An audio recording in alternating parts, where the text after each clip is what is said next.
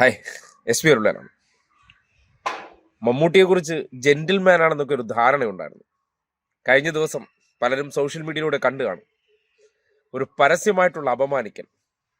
നടന്മാരാണോ നമ്മൾക്ക് നമ്മുടേതായിട്ടുള്ള ചില കഥാപാത്രങ്ങളെയോ അല്ലെങ്കിൽ പൊതുവേദിയിൽ അവർ സിനിമയുടെ ക്യാമറയ്ക്ക് മുന്നിൽ അഭിനയിക്കുന്നത് പോലെ ഒരു പൊതുവേദിയിൽ അഭിനയം മാത്രമാണെന്ന് ബോധ്യപ്പെടുത്തുന്നതാണ് ഇന്നലെ വയനാട് കൽപ്പറ്റയിൽ സർക്കാർ നിർമ്മിച്ച ടൗൺഷിപ്പിലേക്ക് അദ്ദേഹം പോവുകയാണ്. അദ്ദേഹത്തിന്റെ ഭാഷയിൽ പറഞ്ഞാൽ ജനങ്ങളുടെ പണം കൊടുത്ത് ആ പണം ജനങ്ങൾ നൽകിയതിനെ വാങ്ങി സർക്കാർ നിർമ്മിച്ചു കൊടുത്ത ആ ടൗൺഷിപ്പിലേക്ക് മമ്മൂട്ടി ഒരു അതിഥിയായിട്ട് കാണാൻ ചെല്ലുകയാണ്. ആ കാണാൻ ചെന്നപ്പോൾ മമ്മൂട്ടി എന്നുള്ള പുറത്തു നിന്ന് വരുന്ന ഒരാൾക്ക് വയനാട്ടിലേക്ക് വരുന്നു. ടൗൺഷിപ്പുമായി ബന്ധപ്പെട്ട കാഴ്ചകൾ കാണാൻ വരുമ്പോൾ അദ്ദേഹത്തിന് കാര്യങ്ങളെക്കുറിച്ച് പറഞ്ഞു കൊടുക്കാനും കാട്ടിക്കൊടുക്കാനും ഒരാളെന്നുള്ള നിലയ്ക്ക് അവിടുത്തെ രാഷ്ട്രീയക്കാരനും CPM ജില്ലാ സെക്രട്ടറി ആയിട്ടുള്ള K റഫീഖ് ഒപ്പം ചെല്ലുകയാണ്. സ്വാഭാവികമായിട്ടും മമ്മൂട്ടിയെ പോലെ ഒരു സെലിബ്രിറ്റി, അദ്ദേഹത്തിന് ഒരു വലിയ മനുഷ്യൻ, അദ്ദേഹം വരുമ്പോൾ അവിടെ ഒരു ബുദ്ധിമുട്ട് ഉണ്ടാകരുത്. പിന്നെ മമ്മൂട്ടിയുടെ ഒരു ഫാൻ കൂടിയായിരിക്കും.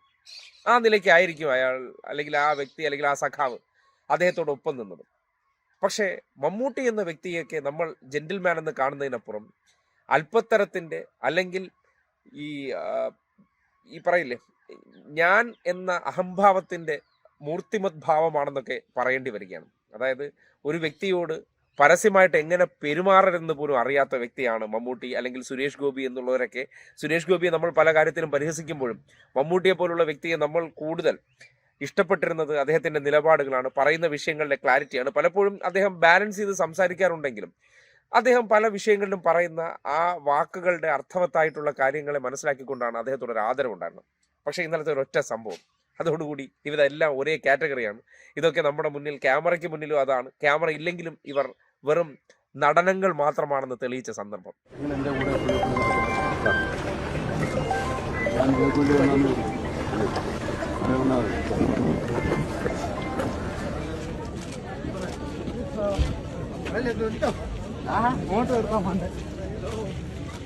ഒരു മനുഷ്യനോട് പരസ്യമായിട്ട്, അത് ആരും ആയിക്കോട്ടെ, എക്സോർ മുഹമ്മദ് കുട്ടിയെ മമ്മൂട്ടിയാക്കിയതാരാണ്?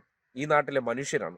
ആ മനുഷ്യർ കാണാനുണ്ടായതുകൊണ്ടും ആ മനുഷ്യർ ഒരാൾക്കൂട്ടമായി പിന്നിൽ അണിനിരക്കുന്നത് കൊണ്ട് മുഹമ്മദ് കുട്ടി എന്ന മമ്മൂട്ടിയല്ല, ലോകത്തെ എല്ലാ മനുഷ്യരും അതായി മാറുന്നത് ഈ നാട്ടിലെ ജനം നിങ്ങൾക്ക് ചുറ്റാകെ വരുമ്പോഴാണ്.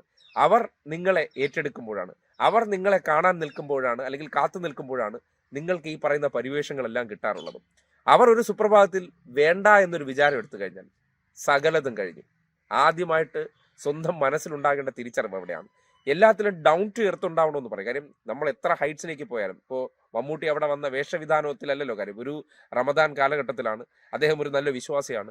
ആ വിശ്വാസിയായിട്ടുള്ള വ്യക്തി ആ കാലഘട്ടത്തിൽ പോലും എങ്ങനെയാണ് നല്ല രീതിയിൽ മനുഷ്യരോട് ഇടപെടേണ്ടത് എന്ന ഒരു സാമാന്യമായിട്ടുള്ള ചോദ്യം മമ്മൂട്ടിയെ പോലുള്ള ഈ പറയുന്ന സ്വയം അഹംഭാവം കൊണ്ട് നടക്കുന്ന, ഞാൻ എന്ന ഭാവത്തിൽ നടക്കുന്ന ആൾ, അതായത് ഇവിടെ വരുമ്പോഴും ഞാനാണ്, ബാക്കിയുള്ളവരെല്ലാം എന്താണ്, വെറും ചെറുതാണ്, ഞാൻ എന്നൊരു സംഭവമായിട്ട് ഒരിടത്തേക്ക് ചെല്ലുന്ന ആ രീതിയിലാണ് തന്നെ സഹായിക്കണമെന്നുള്ളൊരു സൽമനസ്സാണ്. കാര്യം അദ്ദേഹം ഒരു ഇടതുപക്ഷ അനുഭാവിയാണ്. പലപ്പോഴും അദ്ദേഹത്തിന് അവിടെ വന്നാൽ ഒരു ബുദ്ധിമുട്ടുണ്ടാകരുത് എന്ന് ചിന്തിച്ചിട്ടുണ്ടാവുക ഒരു മനുഷ്യന്റെ നല്ല മനസ്സാണ്. ആ നിലയ്ക്കാണ് വയനാട് ദുരന്തമുണ്ടായ സമയത്ത് ആ സന്ദർഭങ്ങളിൽ ഈ പറയുന്ന നടനൊക്കെ എവിടെയായിരുന്നു? ശീതീകരിച്ച മുറിയിൽ TV കണ്ടിരുന്ന് വിഷമിക്കുക ചെയ്താണ്.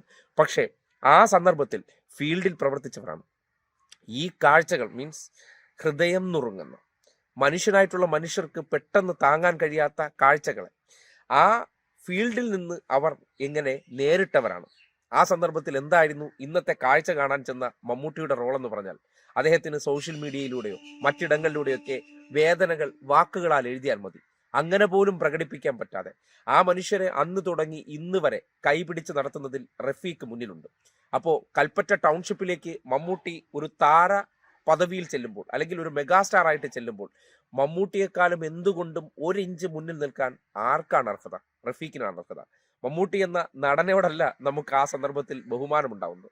മമ്മൂട്ടി എന്ന നടനോട് നമുക്ക് ബഹുമാനവും ആദരവും ഉണ്ടാകുന്നുണ്ടെങ്കിൽ എവിടെ പോയാലും അദ്ദേഹം ആ പദവിക്ക് അനുയോജ്യമായ രീതിയിൽ പ്രവർത്തിക്കണം.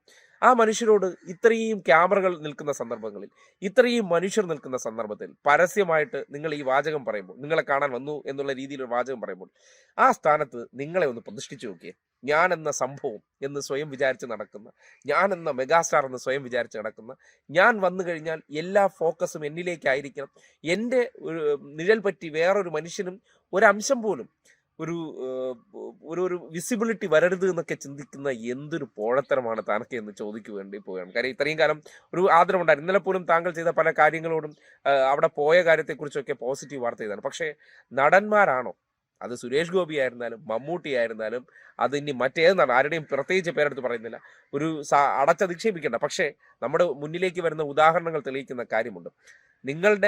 നിങ്ങളാക്കിയ മനുഷ്യരെ മറന്നിട്ട് ആ സ്ഥാനമാനങ്ങളിൽ അഭിരമിച്ച് ജീവിക്കുന്നവരാണ് നിങ്ങൾ എന്നുള്ള കാര്യം. അല്ലെങ്കിൽ ഒരു കാര്യം മാത്രം ചിന്തിച്ചാൽ മതി. മുഹമ്മദ് കുട്ടി നടന്നു വന്ന വഴികളിൽ ഈ മനുഷ്യരൊന്നും ഇല്ലായിരുന്നെങ്കിൽ, അല്ലെങ്കിൽ കാണാൻ ആളില്ലായിരുന്നെങ്കിൽ, എന്റെ കഴിവ് ഒരു വലിയ സംഭവമായിട്ടൊക്കെ ചിന്തിക്കുന്നുണ്ടെങ്കിൽ മനസ്സിലാക്കേണ്ട ഒറ്റ കാര്യമുള്ളൂ, ഇതൊക്കെ ജനം അംഗീകരിക്കുന്നുണ്ടോ? അവർ അംഗീകരിച്ചില്ല, അവർ റിജക്റ്റ് ചെയ്യണമെങ്കിൽ, നിങ്ങളുടെ കരിയർ ബ്രേക്കപ്പ് ഉണ്ടായ ഒരു കാലഘട്ടത്തെക്കുറിച്ച് ചിന്തിച്ചാൽ നിങ്ങൾക്ക് ഇതൊന്നും കാണിക്കാൻ കഴിയില്ല. 80 വയസ്സിലെത്തിയ മമ്മൂട്ടി ഇന്നും ഇങ്ങനെയൊക്കെയുള്ള ഹുങ്കൊക്കെ കാണിക്കുന്നുണ്ടെങ്കിൽ, നിങ്ങൾ ഈ നേരത്തെ പറഞ്ഞ പോലെ ഈ അഹംഭാവത്തിന്റെ മൂർത്തിമത് ഭാവമാണ്. ആ ഭാവമൊന്നും നിങ്ങളിപ്പം ജീവിതത്തിന്റെ മറ്റൊരു പ്രതിസന്ധി ഘട്ടം കടന്നു വന്നൊരു വ്യക്തിയാണ്. അവിടെയും നിങ്ങളുടെ ഉള്ളിലെ മനുഷ്യനെ കൂടുതൽ നവീകരിക്കപ്പെടുന്നില്ല. വാക്കുകൊണ്ടല്ല മനുഷ്യരുടെ മുന്നിൽ നിങ്ങളൊന്നും അനുഭവങ്ങളാകേണ്ടത്, അല്ലെങ്കിൽ അടയാളപ്പെടുത്തപ്പെടേണ്ടത്. അത് നിങ്ങളുടെ പ്രവൃത്തിയിൽ കൂടി ആകണമെന്നുള്ളതാണ്. അതുകൊണ്ട് റഫീഖിനൊപ്പമാണ്.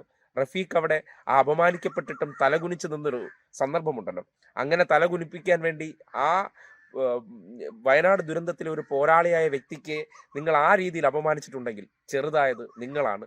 അതിൻ്റെ പേരിൽ ഏറ്റവും കൂടുതൽ ആൾക്കാരുടെ മനസ്സിൽ നിന്ന് പടിയിറങ്ങി പോകുന്നതും മമ്മൂട്ടി എന്ന വ്യക്തിയായിരിക്കും. അതുകൊണ്ട് ചെയ്ത പ്രവൃത്തി ഒരിക്കലും നിങ്ങളെന്ന ആ ഒരു മലയാളി ഇഷ്ടപ്പെട്ടിരുന്ന ഒരു വലിയ കഥാപാത്രത്തിൽ നിന്നും ഉണ്ടാകാൻ പാടില്ലാത്തത് തന്നെയാണ്. റഫീഖിനോട് 100% ഐക്യപ്പെടുകയാണ്. ആ മനുഷ്യൻ അങ്ങനെ അപമാനിക്കപ്പെട്ടതിൽ മലയാളി ഇന്ന് ഏറ്റവും കൂടുതൽ നിങ്ങൾക്കെതിരെ ശബ്ദമുയർത്തുന്നത് വ്യക്തി ആരാധനയല്ല, ഓരോ മനുഷ്യരുടെയും പ്രതിസന്ധി ഘട്ടത്തിൽ ആരൊപ്പമുണ്ടായിരുന്നു എന്ന ചിന്തയാണ്.